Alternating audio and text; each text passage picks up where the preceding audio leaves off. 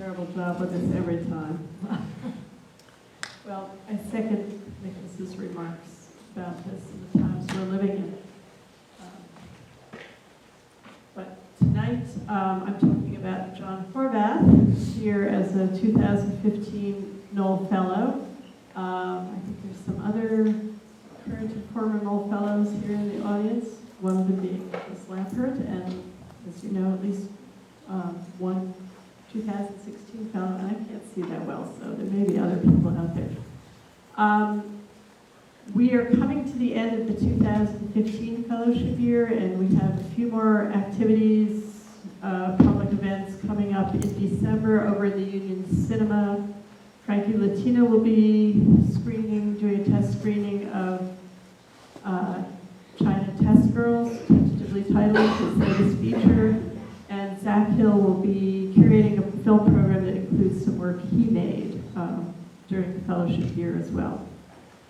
I need 2 minutes to do this. So, Jon Horvath, as you know, used to teach at UWM. He got his MFA at UWM and is now at MIAD. He was an undergraduate at Marquette, where he studied both English literature and the history of philosophy. His work has been exhibited nationally and internationally, and it is in the permanent collections of the Philadelphia Museum of Art and the Haggerty Museum of Art. It is also included in the Midwest Photographers Project at the Museum of Contemporary Photography. And as I said, he currently teaches in the new studio practice program at the Milwaukee Institute of Art and Design. I'm doing so awful with this microphone. On that note, I'm going to turn it over to Jon, who's going to talk about the work he's been doing this year.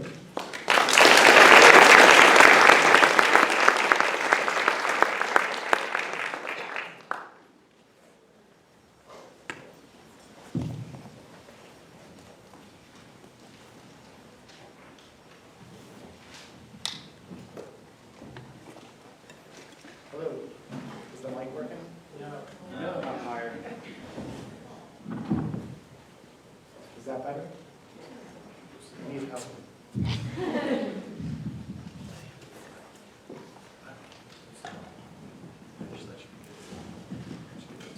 Hello? Better? Yeah? Yep. Okay, I see some nodding, so that's good.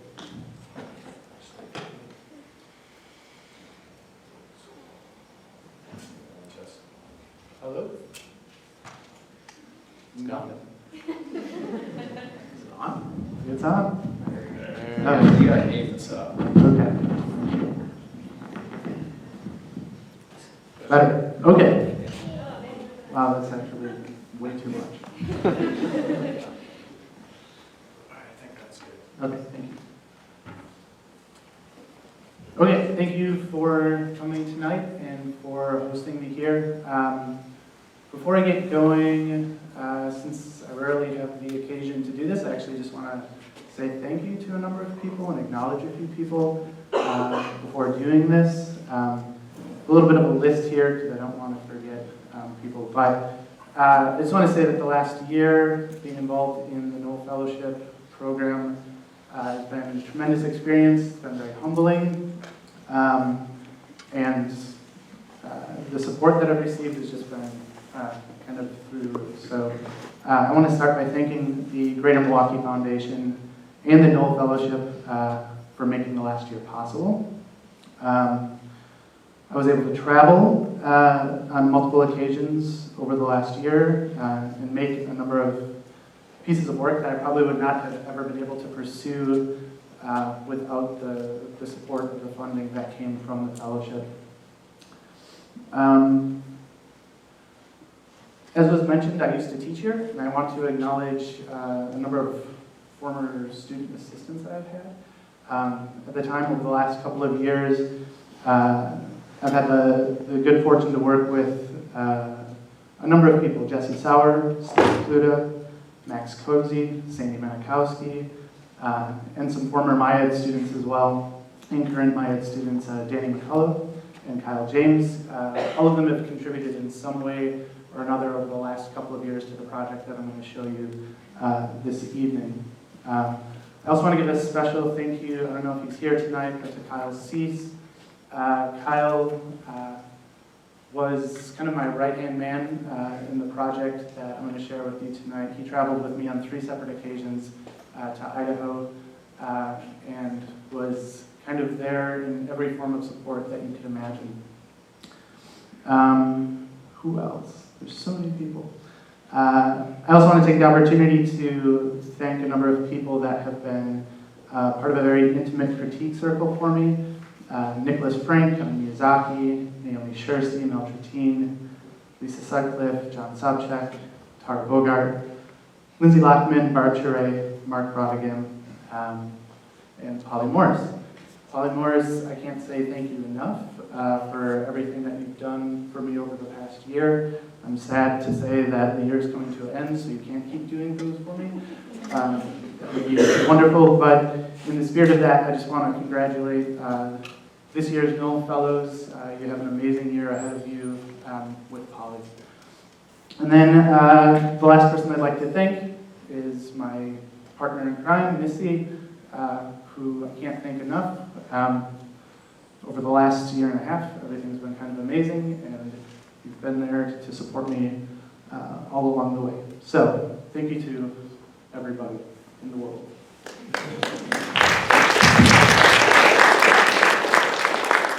Okay, so I want to start this by giving you a little backstory about myself, where I'm coming from, and some of my influences as well. As Polly mentioned, I studied at Marquette University for my undergraduate career, and I had no prior introduction to art, and I found my way somehow to studying English literature and philosophy, and it was within that environment that I was first introduced to a number of important texts, and I've kind of just highlighted one because I think it sets a good foundational grounding for much of my practice. More so the French philosopher Albert Camus. And I just want to read one thing to you in terms of kind of a philosophy that he's associated with, and it's philosophical absurdism. And I think in many respects, a lot of my work kind of grows out of this sentiment, not intentionally, but it's just I kind of feel somewhat of myself within this philosophy. So it refers to a conflict first between the human tendency to seek inherent value and meaning in life, and then the human inability to find any. So in this context, absurd does not mean logically impossible, but rather humanly impossible. So ultimately it comes down to the idea that meaning is the construction of an individual and not inherently in the world. And I also want to call attention to this text because I primarily start with photography as my medium. And when I think of that as a language of expression, in this text here, this text is kind of known for a very short, concise, direct language, and I would say that's a way that I would speak about my photographic style. That's the highest brow reference I will make tonight. Other influences. The films of Buster Keaton. This is pretty much the environment that I grew up in. So Steve Martin not only looks like my father, but this is pretty much every single night at my house growing up was my dad somehow being some sort of weirdo screwball. But it is, again, this kind of collision of goofiness and silliness and kind of lowbrow, but in an incredibly intellectual and highbrow way. Some art influences and photographic influences. In many respects, when I started as an artist, I was very much invested in getting out and exploring the outside world, and I was very much interested in just kind of small, everyday phenomena. So two people that I would call attention to within just kind of like the history of photography, William Eggleston and Robert Frank, and in many respects, the work that I'm making is in the spirit of being on the road, out in the world, and acting in discovery. But then there's another side to my brain that I would say isn't so much about going out and discovering things, but discovering things, but more so constructing situations and trying to subvert things. And I see that very much apparent in the works of Jon Horvath. On the right, intentionally making bad photographs and then titling them wrong. So, breaking the photographic convention of never photograph somebody in front of a tree. And then the panel on the left, starts to talk about kind of impossibility in some respects as well. So he just, sets the course to write over and over again, I will not make any more boring art, and he does this over and over until the film runs out. So I love, again, kind of the endurance, the impossibility, but then the absurdity behind that. But then there's the romantic side of me, and the romantic side of impossibility. So I kind of love some of these text pieces by Yoko Ono. On the left, Earth piece, listen to the sound of the earth turning, and on the right, painting for the wind. Cut a hole in a bag, filled with seeds of any kind, and place the bag where there is wind. And then I do like some Wes Anderson as well.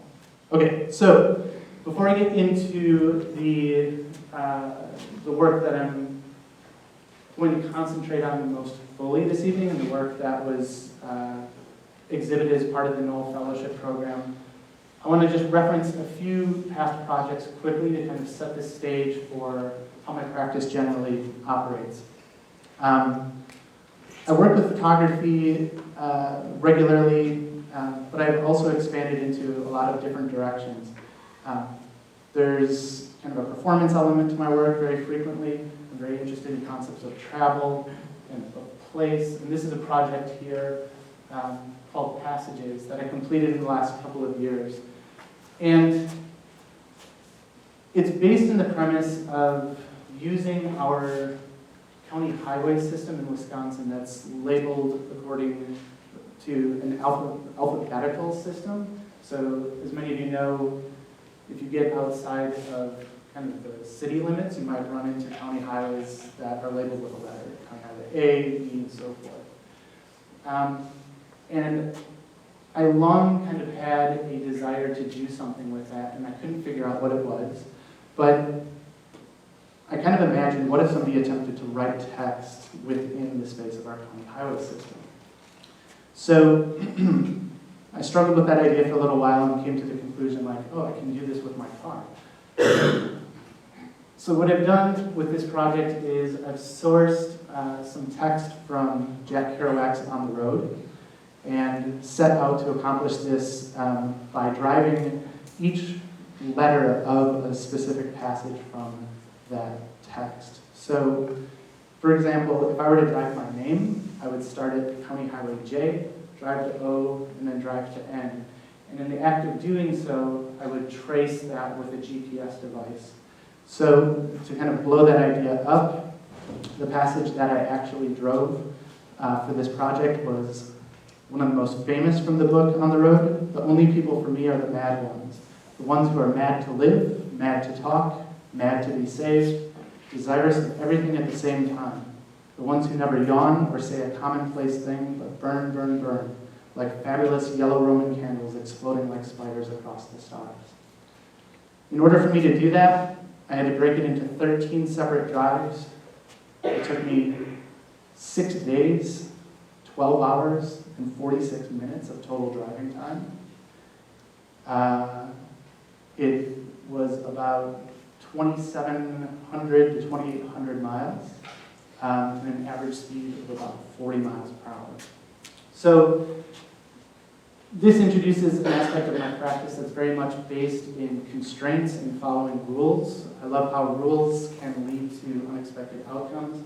I didn't know the shape of the map that would be drawn. I didn't know how long it would take. I was just driving. And it also introduces another aspect of my work, which is based in endurance, taking on these kind of grand gestures for, maybe kind of little gain. So in the end, all I end up with is a bunch of little lines on this ground. But again, it had to be performed. So there's 13 maps, there's 26 pictures, there's one picture for each county highway letter. There's also a literary side to my practice, which you'll learn tonight. I've actually brought in quite a few literary sources.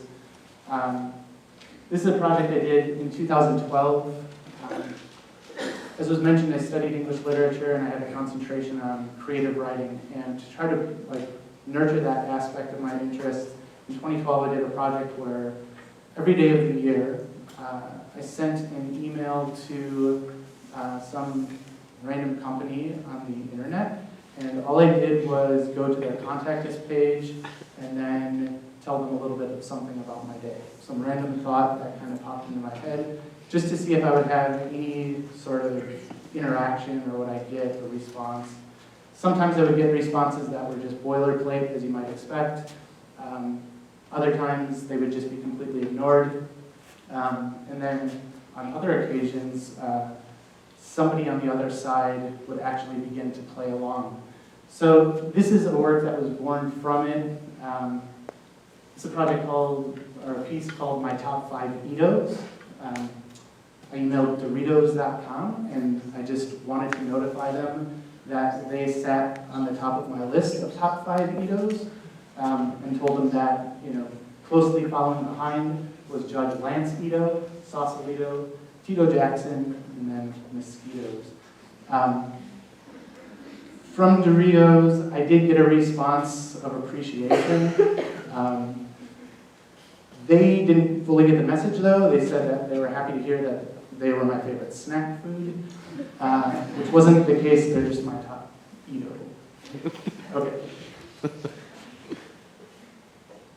Referencing again kind of these grand gestures for maybe questionable game, but kind of based in endurance. This is a piece I made in 2013 called 20,200 Baseball Cards or So. Basically what I did is you'll see just one kind of sample baseball card from 1987 Topps. And you'll notice that the border of that has kind of like a fake wood grain around it. So I was able to acquire a large number of these baseball cards and basically sit down and glue them one on top of another, concealing the photographic image and only maintaining the side of the border. So in the end, this piece is about 7 feet wide by 11 feet tall. It's comprised of approximately 20,200 baseball cards, but I didn't do an actual count. So that's an estimate. But again, from a distance, it kind of just looks like a wood wall, but if you get up close, you'll actually, see the texture and kind of that fake wood grain. So this introduces yet another aspect of my practice, which is oftentimes kind of grounded in this really kind of methodical,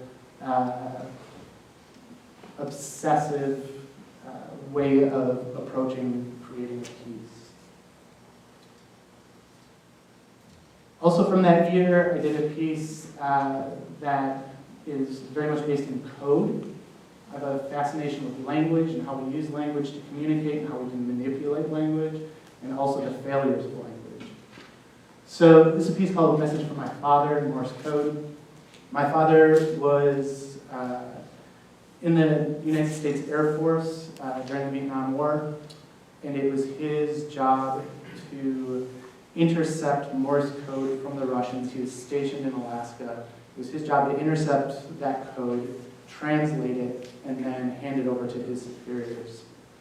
I've always been fascinated with this skill that he has, and he has like a complete understanding of a language that I have no access to, right? I could learn it, but I have no understanding of it. And to this day, 40, 50 years later, he can still hear it and he can still perform it. So I come from Milwaukee, it's Midwestern, and I would say I come from a very kind of traditional Midwestern family where I had a lot of support, a lot of care, a lot of love, but not necessarily a lot of expressed affection. So there's definitely kind of like that Midwestern guard up, and my family is very typical of that. So I used that as an opportunity to invite my dad to tell me anything he would ever want to say to me, but it stays within a protected language. It's one that I can't necessarily decipher. Sure, I could go again and have this translated, but it's a platform for him to express himself in a way that he, like traditional language, may not normally be of interest to him. So to answer a question that frequently comes up with this, he did perform it. It's a 2.5 minute piece, and I have not had it translated, so it is still protected in that code. And then these are pathetic clouds. They're clouds that have no right calling themselves clouds. Okay, so that brings me to the work that I want to concentrate on most fully. The project called Is Bliss. It's based in Bliss, Idaho, and it has kind of a double meaning, this title. Before I get into all of the nuts and bolts of it and all of the different aspects of it, it's a project I've been working on for the better parts of 2.5 years now. And it's comprised of a lot of different parts, a lot of different pieces. And I recently kind of rediscovered a concept that was introduced to me as an undergraduate, as somebody studying English literature. And it's the idea of the short story cycle. And I don't know if anybody in here studies English literature or is familiar with this concept. But I think this is maybe a literary format that most closely approximates what I'm attempting to do within the This Is Bliss project. So just a brief, quick description. A short story cycle is a collection of short stories in which the narratives are specifically composed and arranged with the goal of creating an enhanced or different experience when reading the group as a whole, as opposed to its individual parts. Short story cycles are different from novels, though, because the parts that would make up the chapters can all stand alone as a short story, each individually containing a beginning, middle, and conclusion.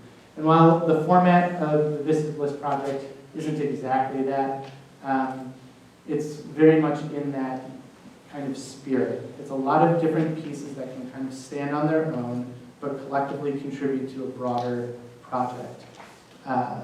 So just to give a little bit of a visual of what that might look like in terms of how I'm trying to strategize that in installation form, this is a shot from the Knoll Fellowship show that was at the Haggerty Museum this past summer. And a quick survey of the room, you'll see that there's a lot of different things going on. There's some video, there's some sculptural objects, there's some ephemera, there's photographs, there's takeaway pieces. Each one of those pieces kind of has its own backstory and its own existence, and most of the pieces can survive on their own if you were to just encounter them in a different context, but the accumulation of all of them speaks to some broader concepts and ideas that are all grounded within the concept of bliss or the geography of bliss. So, what I want to do is kind of preface this with a poem. A poem I did not write, but that was written by William Studebaker. This will be our first point of entry into bliss, and then I'll tell you how I came to find bliss. So north of Bliss. This is the kind of place you miss, even when you're looking for it. All by itself, the eye can't find it. You have to stumble upon it, and when you have, you take in all it is. Rock, sage, cheatgrass, and sunflowers. A half-dozen canyons, magpies, hawks, and horned larks. A thin stream that everything comes down to eventually, and wind that talks a mile a minute. And snakes that rattle, like the inside of your head, is filling with sand, and dinosaurs sleeping beneath the hill, their backs arched against the ridge, and things grown so even. The grass, short as beard stubble, pierces the sky without lifting a blade, and stones too young to open their eyes lie among themselves snoring, while you squat, threading an eye through the silent needle of time. So this is how I came to discover the town of Bliss. This isn't directly referenced anywhere in the project, so what I'm kind of using tonight to do is to share a little bit of like behind the scenes information in terms of how some of these pieces came to be. But in 2013, I was traveling from Milwaukee to Portland, and I was traveling there for very specific reasons to deliver some photographs for a show that was going to be happening. And it also coincided with a period in my life where I was going through a lot of transition. And I was welcoming the opportunity to go on the road to kind of cover a great distance and to just kind of be alone and be by myself. On the way to Portland, I did have the opportunity to stop and meet an old friend who actually used to teach here at UWM. And he was a really big influence on me when I was a graduate student. So he was free and he decided to go to Portland with me. So we went there, we spent a couple of days, and then on the way back, he received a phone call. And this friend of mine has a piece of property, he's got a lot of animals on it, and he received a phone call that one of his alpacas had just given birth to a baby alpaca. And we were about maybe 4 hours away from returning back to his farm in Boise. And he gets this phone call and he's so happy, he's actually in tears, he's so excited that he can't just wait to get home to meet this alpaca. And we pull in probably around 11 o'clock and there's a thunderstorm that's about to come in. So quickly we run out to the alpaca pen and we can see it off in the distance and he's elated, and then it starts raining and we decide to go in for the night. Next morning, I'm going to be heading out, and he's got a suggestion for a way that I should take back home to Milwaukee. And we're talking about it over breakfast, and all of a sudden he kind of catches something out of his eye. He runs outside, and he runs back in, and he's in tears again, but for a different reason, that the thunderstorm had spooked one of his horses, and that horse had kicked a fence and broken its leg.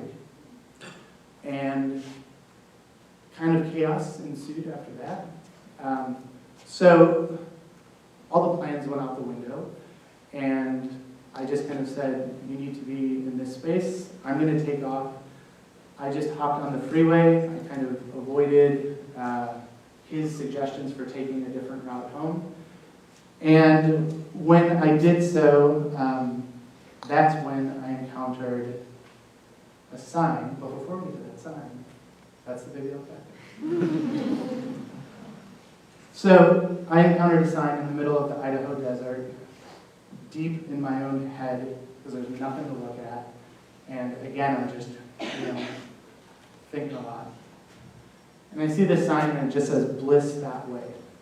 I'm thinking, okay, I could use a little bit of happiness in my life right now. So, at the very least, I might as well take this as a moment of serendipity. I love embracing kind of chance encounters. So I hop off the highway and I'm going to go discover what happiness looks like in the middle of the Idaho desert.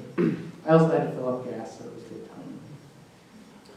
Just to kind of reinforce the middleness of the Idaho desert, this is an aerial view of Bliss, and you can see that there's not much around it to the north and to the south.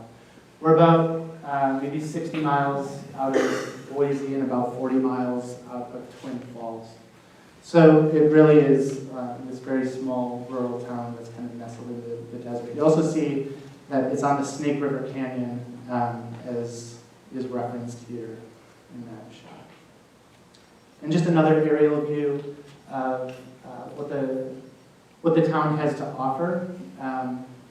Pretty much there is a couple gas stations, a diner, there's a small school, a couple of bars, a church, and not much else. So I get off the freeway, I decide I'm going to stretch my legs a little bit, and I meet a man, and I decide, well, I want to walk around and photograph, but I'm in an unfamiliar place. I've actually never been to Idaho before in my life. maybe I should just introduce myself. And I do so. And he tells me that his name is Buck Hall. And he's got a big cowboy hat, and he's got a necklace with all of the teeth of his kills from his hunts around his neck. So immediately, I was intrigued by that because it was very, very much a different experience than I've ever had in my life. And we started this conversation, and it lasted for a couple of hours. He was out working in his yard, watering his corn patch, and he started to tell me a little bit about the history of this town. He told me that there's currently around 300 residents in Bliss, Idaho, and there'd be 299 when he left, or when he died. He told me that it was a town that used to be thriving, predominantly in the 1950s and 60s, because it was a support town with a lot of vehicular traffic, whether it was tourists that were now embracing the automobile and getting out and exploring the world, or if it was, the truckers or whoever. Bliss represented a nexus point, north, south, east, west, that if you were traveling through this region, you kind of had to pass through it. But then in the mid-1970s, Interstate 84 was constructed, and it redirected traffic away from town. So you no longer really needed to go through Bliss, and it's in many respects kind of been stuck in that moment ever since, or in perpetual decline. I've gone through a couple of kind of census records of the town.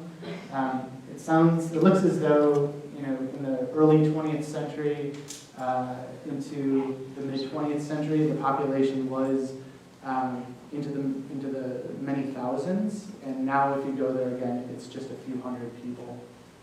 And here's just kind of a relic of its past. So I only had a couple of hours. I had to get back actually to start a new semester teaching here. So at the very least, he kind of just piqued my interest, and I thought, well, maybe there's something here. And I remember actually getting on the freeway and saying, wow, if I do a project there, I actually know the title. I left that town just knowing the title of the project and that it would be called Is Bliss. And he gave me a tomato. And that tomato ends up becoming pretty symbolic of a greater phenomenon that happened. So that was a very small gesture that Buck Hall kind of directed my way. And as I kind of go through much of this project, you'll notice that the people of Bliss are regularly offering me kind of small gestures and sometimes big gestures. So I came back to Milwaukee. I had kind of 9 months of just time to think, and I started to research the town. So a few key things that are good to know about the town and its history. It was a stop on the Oregon Trail. So this kind of westward expansion, this kind of part of American history that was all about the expansion and quote-unquote settling of the land and the modernization of America. It also played into photographic history in a pretty significant way. As I mentioned, it's on the Snake River Canyon, and two photographers that were very prominent in this kind of early exploration, photographic exploration of the United States are Timothy O'Sullivan, and then I guess 60, 70 years later, Ansel Adams. But some of the big themes that I was starting to unearth within this project became present in their work. So the project in many respects thinks about some of the mythologies surrounding the West and the development of the West, and then how there's kind of a real story and then there's kind of an idealized, romanticized story. So those are some of the big themes that I'm exploring within this. So Shoshone Falls, this site is about, as I mentioned, about 35, 40 miles from where Bliss is located on the Snake. And Ansel Adams' picture here is a few hundred miles, but it's all part of that same waterway. Also not far away from Bliss, but in Twin Falls, is the site where Evel Knievel attempted to jump the Snake River Gorge in the 1970s with his rocket-fueled motorcycle thing. This represented to me like another era of this kind of like grand American sort of sentiment. And one thing that I kind of neglected to mention was when I had that original conversation with Buck, and he was telling me about the history of Bliss, he mentioned that some of the earliest railroads in the United States were cutting through town.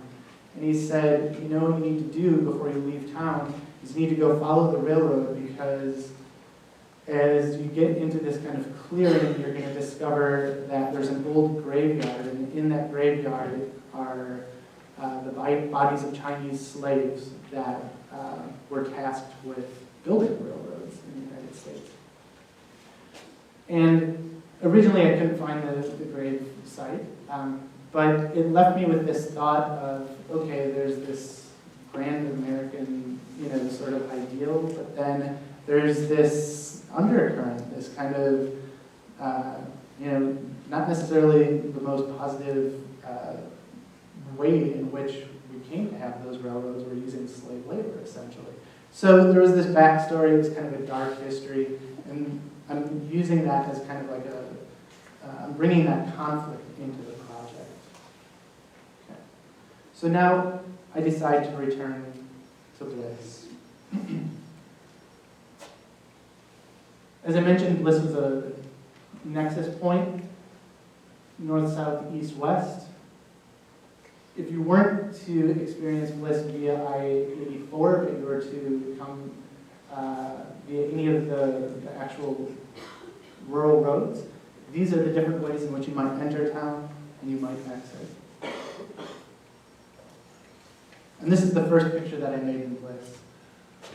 In the 9 months that I kind of spent thinking about what I wanted to do there, I had some ideas, but they were very, very much not concrete. I had an idea that, well, I would love to interact with the town and its residents, but I have no idea if they're going to want to interact with me. Very much aware of the fact that, I'm an outsider coming into a community and making work, or attempting to make work, and trying to honor, what that means. So in that time that I was kind of preparing, I was thinking, well, at the very least, I'm going to go there and photograph the landscape, but I'm going to go there and I'm going to kind of bring some of my associations of happiness or bliss to this place and see what a charged landscape can do. So this was my first picture that I took on that return. I saw this sign that says, "You are here." I thought, oh, that could be useful. And then it wasn't even right away that I noticed that there were bullets shot into this sign. And I thought, okay, I need to be aware of myself here. But what I didn't expect was that I would be welcomed immediately. So my strategy on the first day was to say, like, I'm going to make my presence known, and I want to go and introduce myself to a number of different people in the town. Basically, I mentioned that there was about 6 or 7 places that you could walk into: a church, a couple of gas stations, a couple of bars, school, and yeah. So I just kind of systematically on that first day, went in. I had lunch at one of the diners, dinner at one of the diners, walked into the church.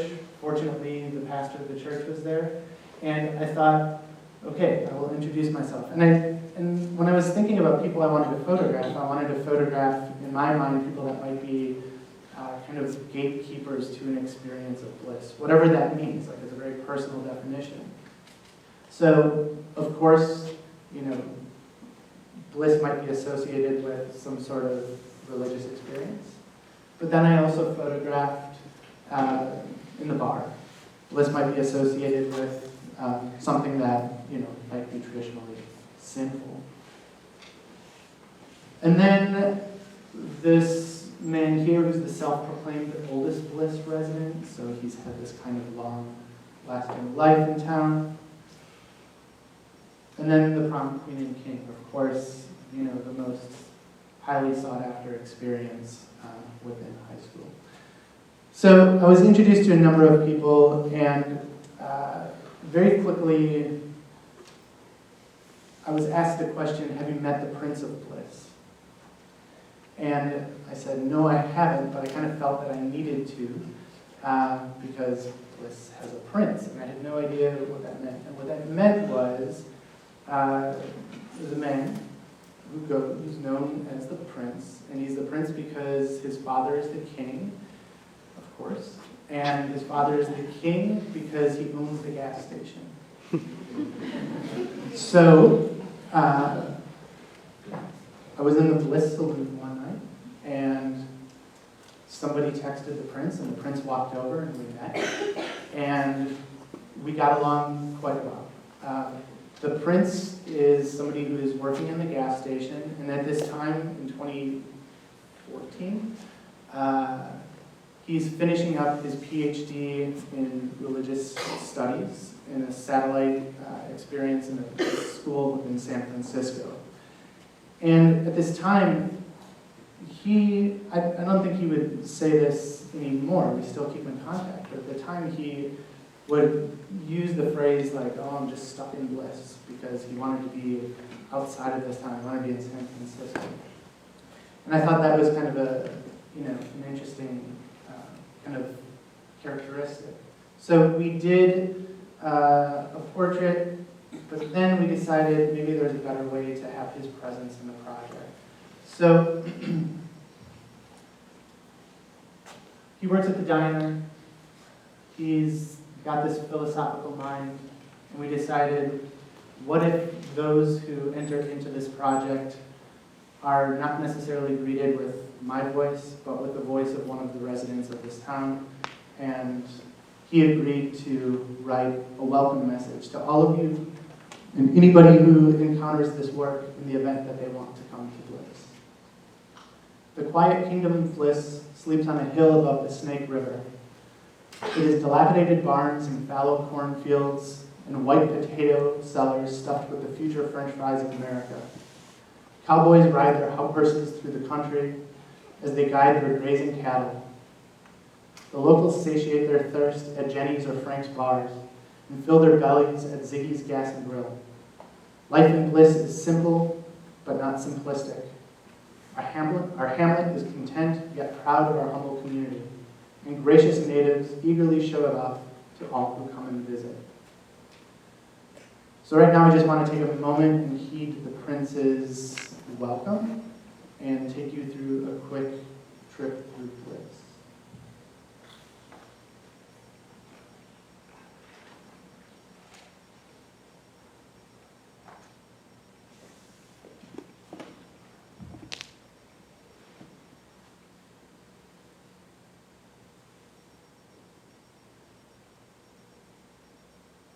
This is a dog named Fruit Snacks.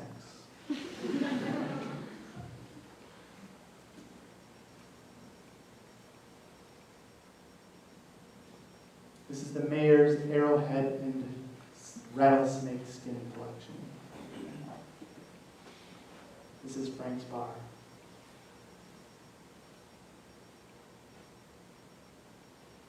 This is Casey on the night of his grandmother's funeral.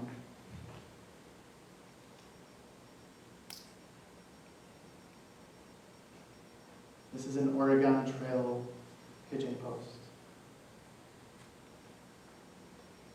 This is the interior.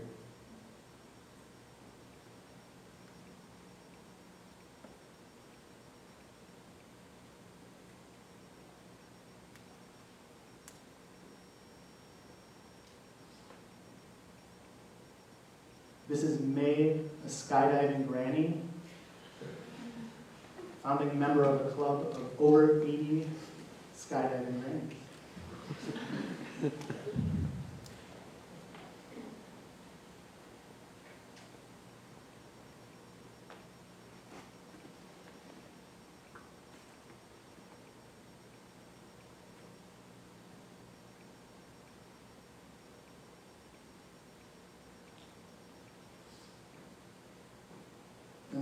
quick trip through town. So what I want to do now is a little bit of an experiment.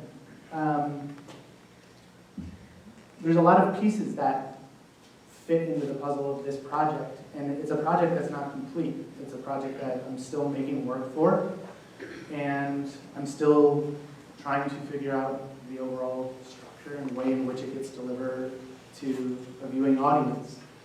You saw a version of it, and an iteration of it, in the installation shots at the Haggerty, and some of the ways in which those pieces were grouped were thematically or geographically or based in some sort of shared experience. I want to try something different for this and just see how it goes. So the second day that I was in Bliss on my return trip, I was fortunate to attend the Bliss High School graduation. And I was invited to go there by some of the residents, and they were there to celebrate their graduating class of 7. And the whole town came out. There were a couple of hundred people, and it was this moment, this rite of passage for these young individuals. And when I was thinking of some of these, notions of idealism and of how we romanticize certain experiences in our lives, I was kind of struck by the fact that each one of these students had to offer up a senior class quote. And these class quotes were contained within a slideshow that they assembled, and it was a slideshow that had a bunch of the baby pictures and things like that. And I took a fascination with it, and as I kind of developed a relationship with a couple of them, I asked, would you mind if I, have a copy of that slideshow? And they said, absolutely. And what I've done is I've kind of used these quotes as a little bit of a point of entry for some of the other projects, other pieces in this bigger project. And this one, as you can see, says, I don't judge a man's success by how high he climbs the ladder, but by how high he bounces when he hits bottom. This is a little bit of a sneak preview. I'm making my first paintings of my life. So each one of these is going to be translated into now a different form, and that form is going to be a painting, as you can see here. And the way in which this imagery is generated is I've taken the background information from the slide in their slide lecture and paired that with their text. So I don't judge a man's success by how high he climbs the ladder, but by how high he bounces when he hits the bottom. Enter Evil Knievel. So as I mentioned, the Snake River Canyon was a significant site within numerous points in American history. In my opinion, numerous symbolic points. In the mid-1970s, Evil Knievel, if you're not familiar, is this guy right here. He was this death-defying daredevil that would basically perform stunts and put his life at risk over and over again. And his big grand attempt was going to be to jump over this Snake River Canyon, this entire section, with this rocket ship that he had designed. And if you look right here, you can actually see that the ramp, and if you go to Twin Falls today, the ramp still exists, and you can go, you can't access it because it's on private land, but it is there. So, Evil attempts this, but Evil fails. Very quickly after the launch, and this was like a huge spectacle. Thousands and thousands of people showed up. It got very rowdy, and it was almost to the point where it grew to such a big phenomenon that he couldn't not do it, even though he was kind of certain that he might come to his own death. So he decides to try it because he can't turn back now, and he gets launched. And almost immediately into that launch, very famously, the parachute fires, something went wrong, and he's about to crash into the Snake River. Fortunately for him, he narrowly escapes. Had he gone into the river, because he was strapped into this rocket motorcycle, he would have drowned. Had he kind of blown back into the side of the canyon, he would have been killed on impact. There's a very small stretch of rocks and gravel, not gravel, but rocks, in between the canyon wall and in between the Snake River, and he was very fortunate to land there. So in an attempt to kind of empathize with this kind of grand romantic gesture, this huge accomplishment that he was taking on, I decided I need to, at the very least, to visit this site and experience it for myself. So I rented a kayak. As I mentioned, Kyle was with me at the time, so Kyle and I are in our kayak, and we're going down the Snake River, and we find the site at which he lands. And I was photographing there and thinking, all right, what does this accomplish? And I have to somehow figure out how to jump this Snake River myself. I don't have a rocket motorcycle, nor do I have that sort of courage. So I found, the way that I could kind of attempt this. So I did so by attempting to skip stones across the Snake River. And it's very difficult to tell in this slide, but just like Evel Knievel, I also failed. I only got about halfway across. But Evel Knievel was also a poet, or so he thought. He wrote one poem, and I want to read that poem to you today. So this is from the literary accomplishments of this daredevil. And I'm kind of pairing it with two video pieces that are of the Snake River flow.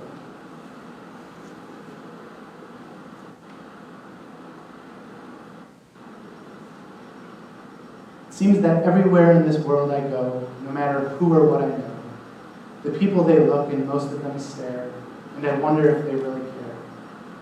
You see this king with his golden crown, some of them smile, but most of them frown. I hear them laugh, I see them cry, no matter what they all ask why. Why? Well, I'm just like you and you. We all have a special purpose in life, and my way of life I'm glad that I found. For like you, I too make the world go round. We're all alike, oh yes we are. We all have a dream on some faraway star. For me, when it's over and done, at the end of the day, my men go to relax, but I go to pray. For I know that tomorrow in some other place, I'll have that jump again to face. Each time I was hurt, they all said, that guy is lucky that he was not dead. They were right, and I wanted to get up and try it again. I kept telling myself that I knew I could win, so I closed my eyes, and to the Lord I would pray, oh, help me God to let me walk someday. And he did.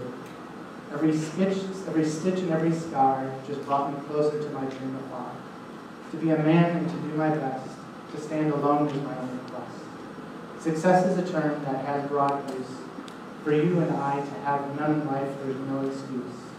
For you to do what I do is not right, but for me it's not wrong. But I've been trying to tell you all along is that it's got to be, and if so, you wonder why, the answer to that is just like you. I've got to be me. So I like to imagine Evel thinking these thoughts as he's facing his potential demise as he's about to crash into the river. My attitude will always be based on how you treat me. As I mentioned with Buck Hall, he told me to go and explore finding these grave sites of these Chinese slave workers. And at first I couldn't do it. I couldn't locate them. But eventually I did. And here's just a quick little aerial view. You can see the railroad here, and you can see we're in the middle of the desert. And this is a Chinese cemetery. These individuals who died as the result of an explosion while working on the railroad. This is a still to be completed piece within the broader Bliss project, but this at least represents their gravesite. There were 18 people that were killed, and there's these 6 grave markers, so they're buried 3 deep. But Buck Hall played another prominent part in this project, and he represents something that became a bigger phenomenon. And it was the opportunity to collaborate with, in some form, with a number of the town residents, or at least have their presence and their voice involved in the making of a number of the pieces. So I've shown this slide previously. This is a postcard. When I returned to Bliss for that first time, I asked Buck, who was my only contact, what do I need to go do in town? Who do I need to meet? And, what am I doing here? And he said, well, you could go to the gas station. I think they have Wi-Fi there in the diner. And maybe you could have some coffee. Or you could go down this street, and when you get to the bridge, you can kind of look up to your left at the side of the canyon wall. And if you do so, well, go do it and give me a call. So I went and I followed his instructions, and I couldn't figure out what he was asking me to look for. So he came down and met me, and he pointed off in the distance. He said, do you see the profile of the old Native American Indian chief? And I said, oh, okay, yeah, I can kind of see. And he said, now here's what you're going to do. He said, you're going to come back when there's a full moon. And you're going to photograph that full moon rising behind that chief. And you're going to make a postcard out of that. And you're going to make millions of dollars. So that was Buck Hall's grand idea on how to get rich and how to get rich quick. I was fortunate to make a winter trip to Bliss, and when I did so, it was actually the last time we had a supermoon, and the supermoon was in the perfect part of the sky. So I was able to make a picture that kind of brought Buck's vision to life, and I brought that picture to Buck and I said, is this what you're thinking? And he said, yeah, that's pretty much it. So Buck signed that, and I then proceeded to make a postcard out of it, and that postcard is now sold within the Bliss diners and the Bliss saloon, and previously Bliss never had any sort of postcard. There's no tourism board in Bliss.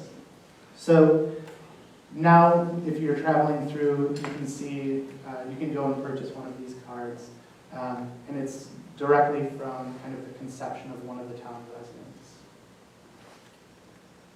Another resident that really had kind of a profound impact on my activities there was a woman named Elena. Elena is the custodian in the Bliss School.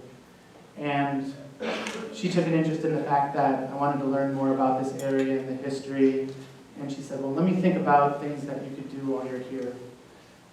She said, well, one thing you might be interested in the way in which she approached it, she said, who's that guy who wrote The Grapes of Wrath? And because I actually kind of studied literature, I said, Steinbeck? And she's like, no, not him. She's like, oh, let me go upstairs. So she went and grabbed a letter, and she said, here, Jerry Salinger. And I said, oh, so, okay, Catcher in the Rye. And she said, yeah, she is. So he wrote this letter to one of our residents in town. And it happened to be a man who was deceased, but Elena was in a relationship with a man who worked for that resident's son. And that resident that the letter was written to by Jerry Salinger was a man named Holden Bowler. And she said, yeah, he lived here. He lived in Bliss. And what I came to learn was that Holden Bowler was the inspirational namesake for Holden Caulfield. And in a town of just a couple of hundred people, and I had no idea that I would discover that sort of information, I found, in many respects, a quintessential representation of unhappiness and being kind of a malcontent within this kind of place called Bliss.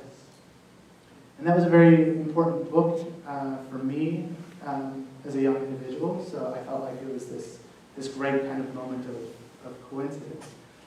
So I said, to Elena, is there any way you think I could photograph, the house that Holden Bowler lived in, or, could you point me in that direction?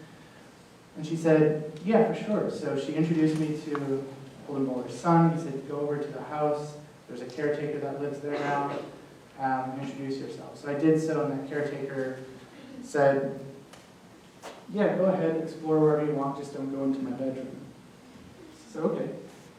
And I was, in and around the home, and I found my way into the library, and I found this copy of Catcher in the Rye.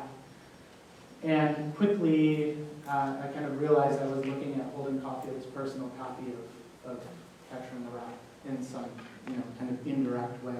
So I made this picture, but again, I wasn't fully satisfied with just like this kind of photographic representation. I needed to find a way to kind of like connect with that aspect of the town's history and that character. So I thought for quite a while, how do I bring Catcher in the Rye into this project? I thought about what I was doing there. Again, I was in this kind of moment of transition in my life. I was kind of seeking out people's personal understandings of bliss and happiness and how they come to define that. But I was also this outsider. So I revisited the text of Catcher in the Rye, and I created a slide that is going to hang up.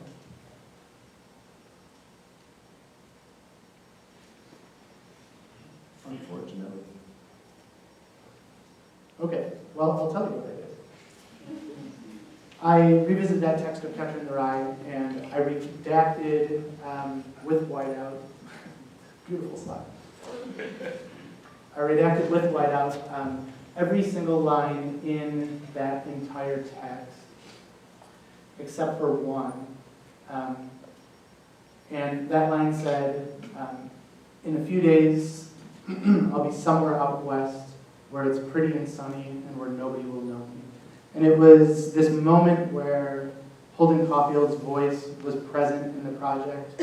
I felt like my voice was present via Holden Caulfield in the project, but it was also specifically referencing the town and one of the residents. And that only would have come to me through that interaction with Elena, the custodian. In so many ways, the history that's represented in this project is kind of an anecdotal one that's built up by the residents themselves. Life is either a daring adventure or it is nothing, citing Helen Keller. This is a young man named Danny Markham. Danny Markham introduced himself to me in the Bliss Saloon, and he said, I'm a 100% direct descendant of Daniel Boone. I thought, wow, like, how do I keep finding all of these like huge moments, huge representative and symbolic moments in American history, all within this one small town? So, I asked Danny, do you want to go out? Like maybe we can shoot pictures and I could do a portrait of you. And he said, yeah, for sure. So we decided to meet the next day. And when we did, he showed up. He showed up in his pickup truck with his dog. And he showed up with a number of guns. And he said, I'm going to let you shoot my portrait, but we're going out into the desert and you're going to shoot a gun for the first time in your life. And I thought, okay, that's not necessarily how I imagined that experience going. And it was, it was a little bit nerve-wracking at the time. But it was, again, this kind of moment of exchange where it was like, okay, like, I'm here, I want to make a photograph of this individual, but he also wants something in return. And he wanted to, kind of put me into that experience of, doing something for the first time in my life. So I shot my first gun, which is not a legal weapon. And this is Danny Markham's photograph of me doing that. All you need for happiness is a good gun, a good horse, and a good wife. And that's a quote by Daniel Boone, his ancestor. So it's kind of fun to put out. And that idea of experiencing things for the first time was carried through in a couple of other ways. One is, at this time in 2014, I was 35 years old, and somehow had managed to make it to that point without ever having an alcoholic beverage in my life. So I decided, well, hey, if I'm here to explore all these pathways towards bliss, and I just shot my first gun in the desert, I might as well have my first beer. So I contacted Jenny from Jenny's Bar, and I said, hey, I want to have my first beer. How can we make that happen? And I wanted to do it obviously I could just go and buy it, but I wanted to document it and record it, and I kind of wanted it to be like a little bit of a quiet, individual celebratory moment. She said, here, why don't we arrange for you to come in one morning when the bar opens, and you can do so. So we set it up, and she said, go in and meet the bartender there, and you will have this first beer, and she'll serve it to you. And the woman that I encountered within the Bliss Saloon was a woman named Cinderella. She spells it like this, with only one vowel at the end, and this is her license plate. So Bliss has a prince, and Bliss has Cinderella. And I drank my first beer, and I'm going to tell you the story of that real quick. And this is a piece that was included in the recent exhibition. And it ended up being kind of translated into a sculptural experience, which I'll reference in a second. But this is the story of my first beer with Cinderella. The Bliss Saloon was small and covered with wood paneling. It was lit by strands of colored Christmas lights and a large television mounted just behind the bar. I had made an arrangement with the owner to arrive before the regulars did to have a beer, the first of my life. I was greeted by a woman in her mid-40s, dressed in blue jeans and a paisley top. She told me her name was Cinderella and spelled it for me. She was from Glens Ferry and putting her daughter through college. You've never really had a drink, she asked. Never. Why is that? I don't even have a good reason, I laughed. She smiled and told me to take a seat. I grabbed a table in the back. She brought me the bottle of Miller Genuine Draft I had requested. This isn't very good, you know, she said. That's okay, I'll give it a go. I gave her my $3 and she returned to the back of the bar to restock the cooler. Every now and then she turned around and smiled. It took 10 minutes for me to finish my beer. I asked Cinderella if I could take the bottle with me as a souvenir. She laughed, wiped down my table, and sent me on my way. I took that bottle. I had the good fortune to work with a glassmaker, and that glassmaker reshaped that bottle into a glass slipper in honor of that exchange with Cinderella. And that glass slipper sits behind a vitrine with that story I read etched into the side of it. If we are not a little bit uncomfortable every day, we are not growing. All the good stuff is outside your comfort zone. Credited to Jack Canfield. I mentioned the pastor of the church. This is Pastor Greg Wood. Pastor Greg, again, was a huge support for the project. He introduced me to a lot of people and wanted to make sure my time in Bliss was a good one. Pastor Greg also has a way in which he interacts with the youth of Bliss to try to get them into church. He does it through his form of freestyle rap. So you can see Pastor Greg here, and now you can listen to Pastor Greg's freestyle rap. Well, Mr. Wood, I'm from the hood. I'll be good if you be too. That's her bad, just a tad rad. Michael Jackson, Whitney Houston, oh so sad. I'm a dad, got 4 boys and a girl, she sets my heart a whirl. She's got curls, her name is Melissa, I love to hug her, kiss her.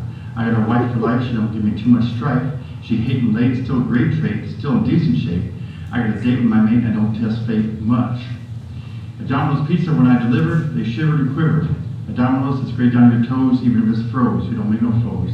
Our pizza will please you, not tease you or disease you. Our pepperoni and phony and bologna. We make the mantra, puts them on top, and shop to your drop, and go kerplop, better get a mop. And when it comes to basketball, I ask people, well, do you like to swish or dish or to the point guard? They say, I don't know. I say, whatever makes the team run, hon. We have fun in the sun like cinnamon bun. You bust the trays, you daze the maze, you know all the plays. Turn the scoop, you knock the scoop.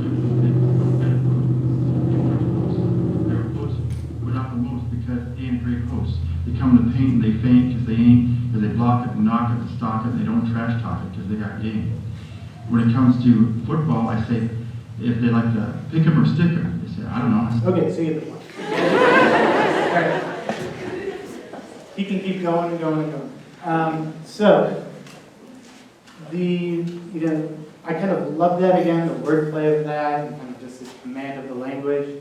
But another thing that Pastor Greg, and as you heard, he's Pastor Greg Wood from the Hood, always wanted to do for me when I was there, is he always wanted to pray for me. And I'm not a religious individual whatsoever. And there was, moments of resistance, just like, it's not necessarily something I'm seeking out right now, but thank you. But then I kind of, had a moment where I was like, look, if I'm here to explore what bliss is, or to kind of like pursue these different pathways, maybe I just need to be open to this. I was open to going and shooting a semi-automatic weapon in the desert somehow. I'll never do that again. But maybe I need to be open to this experience as well. So, I agreed, and Greg prayed for me in the Bliss Church. And as he was doing so, we had a conversation. I said, you have this really fascinating way in which you interact with your parishioners and people you're seeking out through this rap. And I said, would you at all entertain the idea of taking that passage from the Bible that you just read for me and rewriting it in your version of freestyle rap? And he was thrilled. He was all over that idea. So this is a picture on the left of Greg praying for me. And he rewrote it, and he gave it a title, and that title is A Rhyming Climb in Time and Prayer with Much Care, for So I Dare Beware. A heartfelt blessing with some dressing for my brother John. And I won't read the whole thing to you right now, just for time purposes. But this lived within the exhibition as a small little takeaway prayer card. So anybody coming through can kind of take a little bit of Greg Wood with them, and then maybe, have their soul saved via this man's rap. Okay. I'm going to speed things up here. Strive not to be a success, but rather to be of value. I'm going to skip a slide. I'm going to try to. And I'm going to talk about that object right there. So, a good segue, this is also the Bliss Community Church. And when I was first in that environment, I noticed that they still had up their Easter decorations. And I thought, oh, that's kind of like a really kind of beautiful and poetic and also ridiculous object. So it's artificial flowers and these marshmallow Peeps vases and these jelly beans. And there were 2 of these in the church, and that was the entire extent of their Easter decorations. So I asked if I could make some photographs, and they agreed and said yes. And then, as I was leaving, they said, well, you know what, why don't you just take them with you? And I said, well, I can't do that. And they're like, no, we're putting them away anyways, like, just, you're interested in them, please just take them with you. And this is like Paul's tomato, right? This is like another gesture of one of these residents of Bliss, just trying to, kind of direct some good, sentiment my way. So I was very appreciative. I accepted them, And then, looked at this as kind of, again, a symbol of that interaction, a symbol of that time, but also, even that quote, try not to be a success, but to be something of value. There's something in my mind very ridiculous about this. It's trying so hard, but it's filled with just artificiality. But even through that, it kind of somehow transcends its artificiality and kind of returns to something of value. So for the exhibition, I was able to recreate upwards of 100 of these vases in kind of an homage and honor to that experience. And I can say this is directly one of those things that the Noel Fellowship made happen, because I can't imagine I could find a way to spending my little bit of savings on buying thousands of peeps and jelly beans and artificial flowers. So an idea like this, really was kind of nurtured and supported by that fellowship. And the last thing that I'm going to do is reference a piece that I wrote in conjunction with this show. So our deepest fear is not that we are inadequate. Our deepest fear is that we are powerful beyond measure. It is our light, not our darkness, that most frightens us. Coach Carter. This is Jared, and this is Cash. And Jared, in many respects, and I guess Cash by default, is one of the most prominent individuals, or the encounter that I had was one of the most prominent of my time in Bliss. Jared is somebody that, to this day, I still keep in touch with. And, we come from very different philosophies, very different backgrounds. Like, our view on the world couldn't be more different. But Jared is an individual that anytime I go to Bliss, or anytime, he hears that I might even be close, he says, okay, call me up, we're going to hop in my trunk, and we're going to go out basically looking for an adventure. The first time I was there, he said, we're going to go hunt rattlesnakes. So it's like, all right, we're going out into the desert, it's 100-some degrees, and we're looking for rattlesnakes. I've never done that in my life. But we never found a rattlesnake, so it was okay.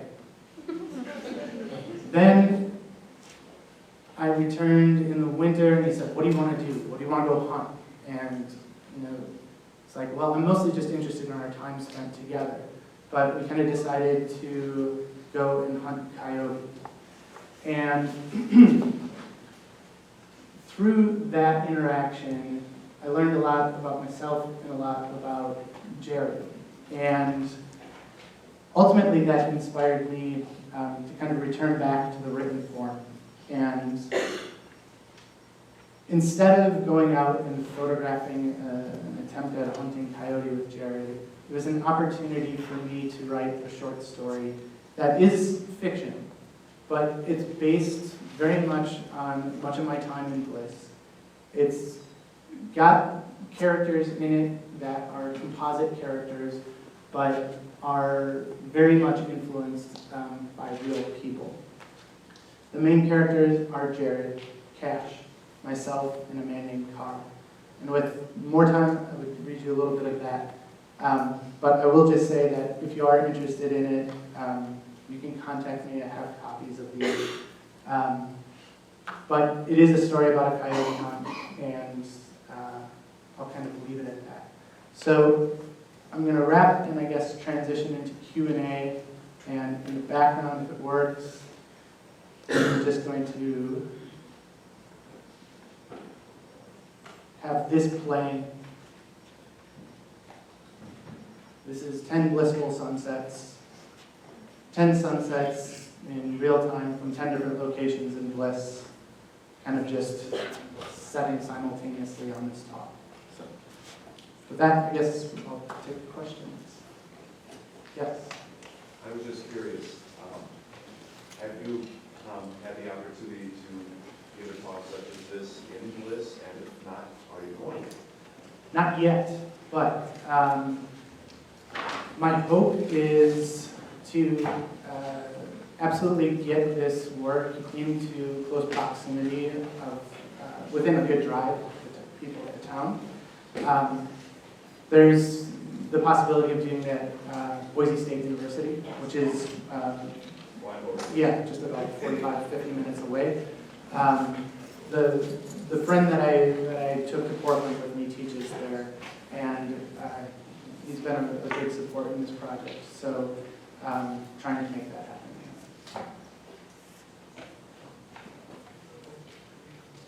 Yes. Have you found this in this project? I feel like that's the question I should be most prepared to answer, and I'll just say the project's not done yet. But I'm pretty happy.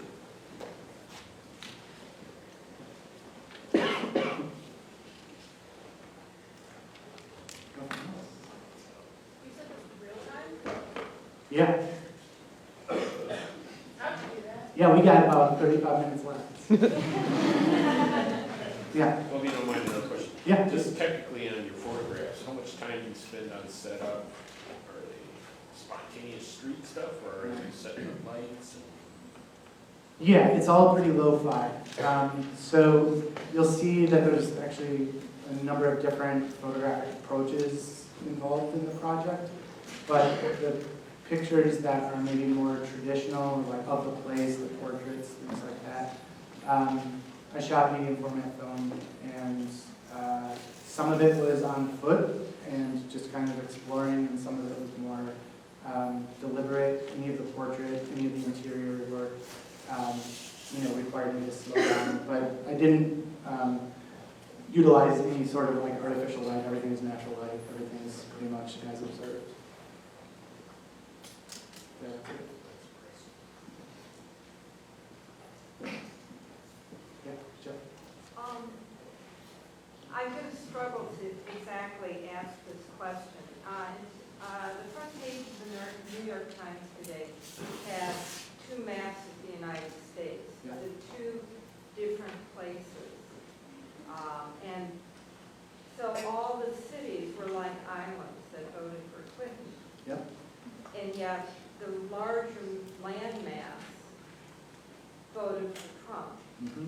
So I want this to be a political question. It's not that. What I'm pointing to is you have gone someplace and experienced things for the first time, a beer, an assault rifle, and so forth. And so what I'd like to know is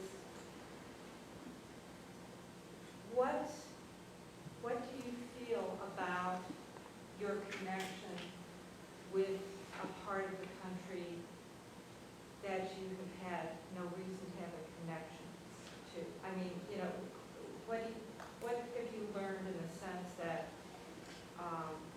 surprises you? About this part of the country? Yeah, about your experience in Bliss, because to me Yeah. it's like part of that landmass that is, Yeah.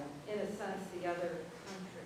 It's completely complicated. So, a little bit behind the scenes, like I've struggled getting ready for this talk because I look at a lot of the pictures and I'm reminded of something that like personally represents something, I wasn't necessarily seeking out, at least within this specific time. Right? But then I'm able to at least put that aside and say, okay, like, what were my experiences there? What were my encounters?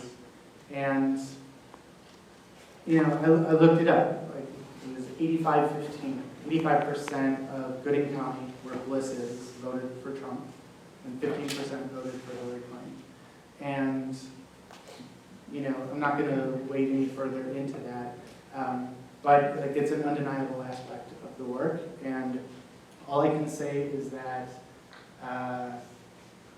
it was a place that I went as kind of like an open slate, saying like, okay, like I'm not somebody that's ever going to go upon myself, like take it upon myself to go shoot guns in the desert.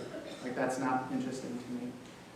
It was more so, if I go there and make myself just available for experience, what experiences are going to find me, essentially. And those are the ones that found me. And because of like that rule, that kind of rule-based way of making work. I kind of committed myself to saying, like, I'm in this, like, I'm in this process, I have to go and experience this. And I don't know if I'm coming to like a resolution to your question, but I know that philosophically I differ with a lot of the people that I encountered. They made my time there one of an adventure that they wanted to show me, and I just kind of entered into it. So I don't know how to answer it much more than that.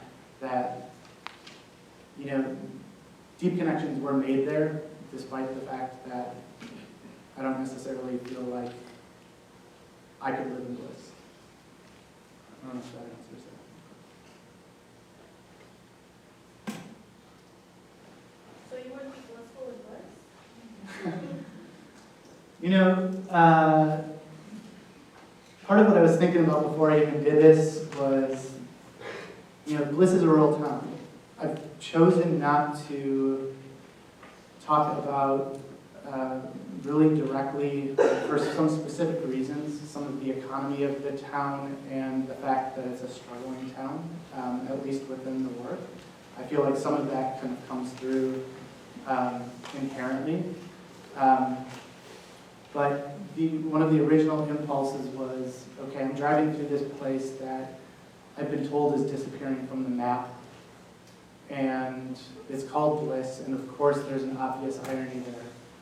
But in my own life, at that point in time, I was seeking out kind of new experiences, new understanding. I was in a place of transition. And I thought, well, if they can find bliss in bliss, something that, you know, upon its surface, you would think is very difficult to do, then you can find it anywhere you look, right? And part of the reason I don't want to bring that in is because there's a huge history in photography of that, you know, that outsider coming in and photographing those who are at some sort of disadvantage.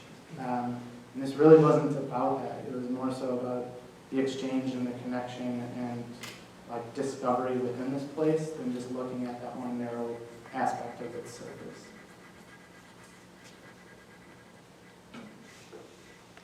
Yeah.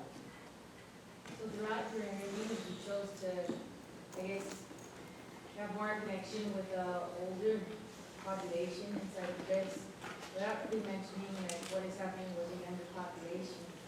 Those two have strong stories, and what was the reason for hanging on to what we see as wisdom than seeing those who are younger generation? Well, I would say, you know, it could be that I didn't accurately represent that here within this talk. Like, there is definitely a presence of some of the youth within the broader project. Here, I mean, they're represented a little bit more directly within like the high school quotes, right? Than necessarily like portraits or photographs of them. So, I guess the one thing I would say is like, you know, Bliss graduated 7 students when I was there. And some of them, when I went back a couple years later, were still there, but most of them weren't. Right? It's a town where it's not growing. If anything, it's staying the same size or it's diminishing. So there's maybe a little bit less presence of that youth than there are of the older generation.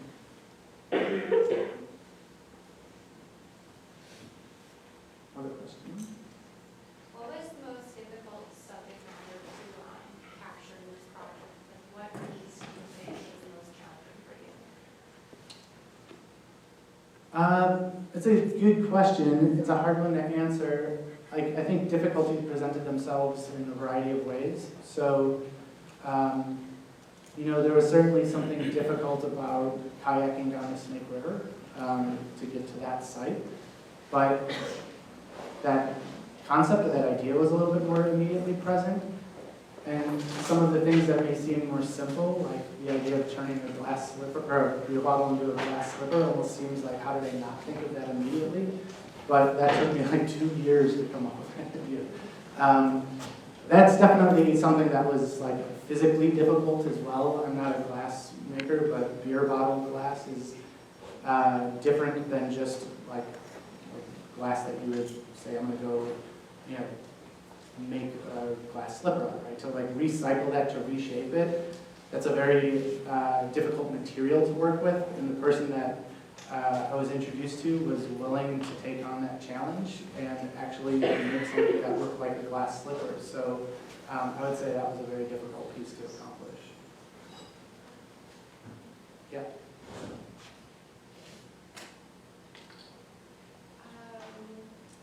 Do you know what happened to guest check 5505? I don't. I love that mystery though.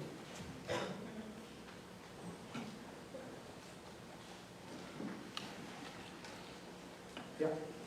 Did you meet any reservations from anyone that you approached? Any reservations from anyone I approached? I would say if there was, skeptic is the wrong word, but someone who I think just kind of struggled immediately to kind of like what are you doing here? Was the principal of the school. Like I kind of walked in and had a conversation just saying like, here I'm in town, like I don't want to necessarily call attention to the, like I don't want to be the weird guy photographing in and around the area. Like, and then also ask permission, like, would I possibly be able to like look in the school, and if I wanted to make some pictures, do that. And I think he probably asked me about 4 or 5 times, like, what are you really doing here? So there was that, and I would say reservation, no, but I would say there was maybe a collective, almost self-deprecating spirit amongst a number of people that I met that was like, what are you doing in Bliss? What are you doing here? Like almost as though there was nothing to find in their estimation.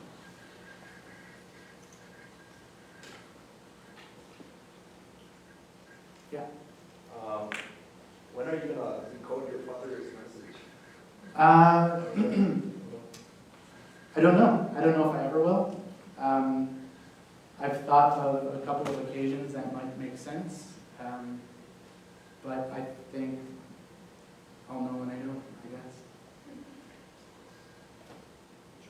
Yeah. One more question?